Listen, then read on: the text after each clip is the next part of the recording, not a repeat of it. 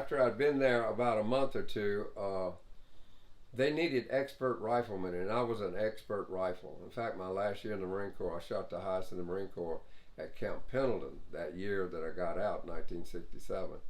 But anyway, they knew I was an expert rifleman, and I had good eyes. I could see in the dark.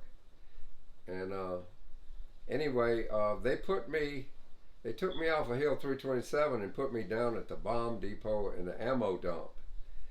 And every night, at 6 o'clock, it was still daylight for a couple of hours, we would go into the foxholes at the perimeter of Da Nang, and right behind us was a gigantic depot for 1,000-pound bombs, 500-pound bombs that the F-4B Phantom jets used.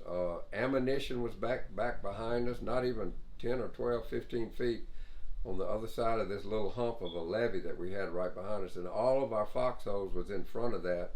And we knew that the Viet Cong and the NVA or whoever could do it that wanted to penetrate that perimeter, if they ever got in there, I mean, we ourselves would be toast. Can you imagine the 1,000-pound bombs going off right behind us? So we were actually guarding this place not only for the Marine Corps and for the base at Da Nang, but we were guarding it for our own safety. And we had 2 Marines in every foxhole. They was about 50 yards apart. At 50 yards to the right, 50 yards to the left, there'd be another foxhole with 2 Marines. And then about 100 yards to the left and 100 yards to the right, there would be a 50 caliber machine gun crew who would guard our flanks. If anybody ever tried to penetrate, they could turn those 50 calibers on them with their tracer rounds. And we'd get in there at 6 o'clock at night. Like I said, it wouldn't get dark till about 8, and then I would stand guard the first 4 hours. And my buddy would sleep, if he was sleepy, on the back, which is right behind me on the parapet. We had a poncho back there and had a kind of a little pillow, and you could sleep back there because you had to be you know, pretty much ready to go back on guard. When I got through with my 4 hours, I'd go back there and go to sleep while he got on the M14 rifle watching. Anyway, it was one night about 1:30 in the morning. Seems like everything happens to me about 1:30 in the morning.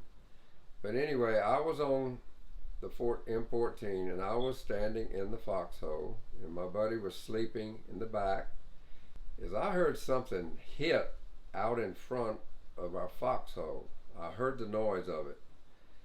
I didn't know what it was, so I got on my tippy toes looking over those sandbags, and I raised up so I could see exactly what was going on.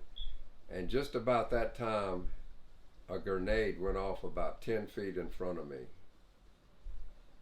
Now, what happened after it went off, the concussion of that grenade blew my helmet off and blew me back on top of my buddy, who was in a dead sleep.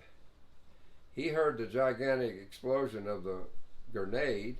Then he felt me on top of him. He thought maybe the enemy had got in that foxhole. But anyway, he went crazy. He got up and got on the BAR, Browning automatic rifle, which he had, which is like a machine gun. He got on there and started shooting like crazy. He was like in a daze. He thought that, oh my God, first he thought the enemy was in our foxhole when I fell on him. Anyway, I was on my M14 and he was wild crazy shooting with that BAR. And every 5th round is a tracer, which means it goes out.